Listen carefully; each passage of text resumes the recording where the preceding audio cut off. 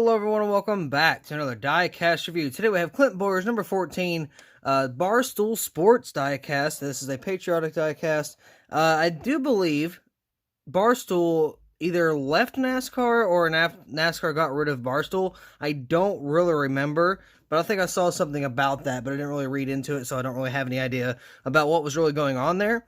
But also, this was Clint Bowyer's final year in the Cup Series.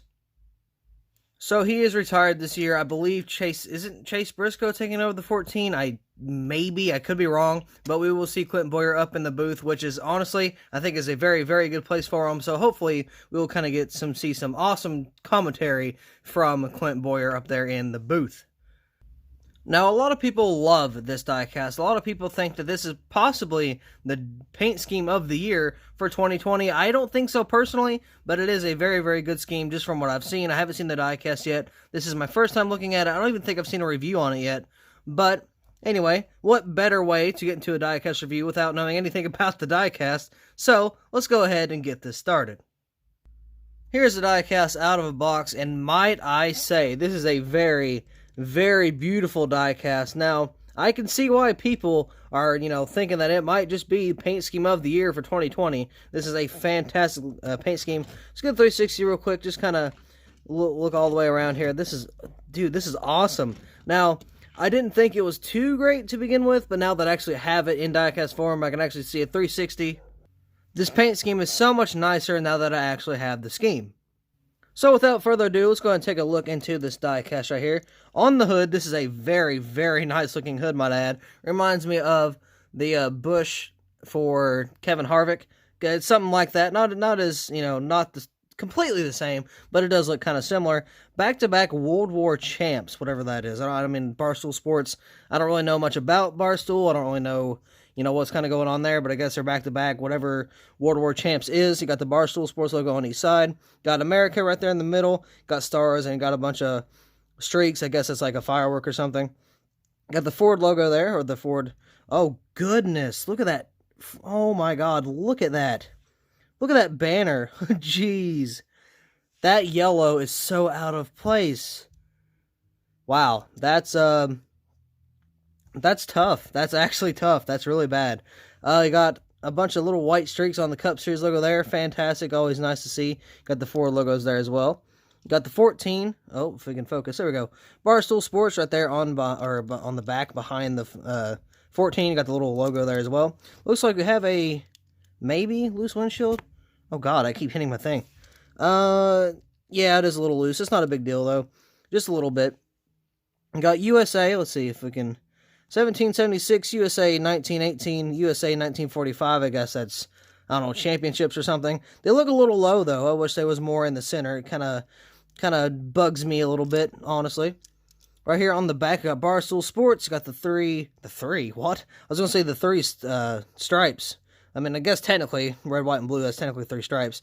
You got red, white, and blue. And you got the stars right there across the back. It looks like it's all shifted up a little bit, though, because the headlight or taillights are very, very close. Yeah, it's definitely shifted. That's very, very close to the spoiler. And I do think this red is supposed to follow along the bottom of this bumper right here, and it doesn't really do that.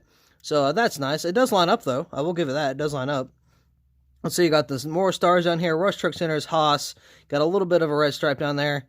Too big, too strong, too American. Barstool Sports. That's amazing.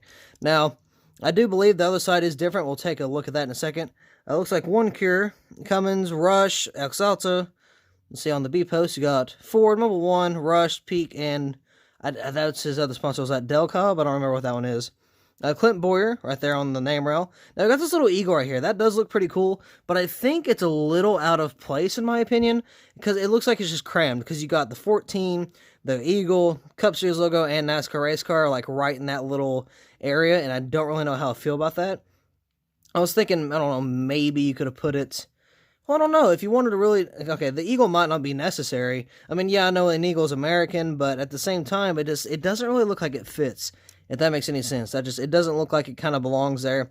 Even on this side, it's like, it looks kind of crammed as well. Again, I mean, it's not a bad thing, but I don't really know if it really fits there as much as it should. But on this side, we got USA undefeated since 1776, and then of course on this side you got too big, too strong, too American. So the sides are different. Got the 14 there, got the stripes going down the side again. Got a blue Goodyear logo right there on the wheel, or above the wheel well. Got this amazing front end right here.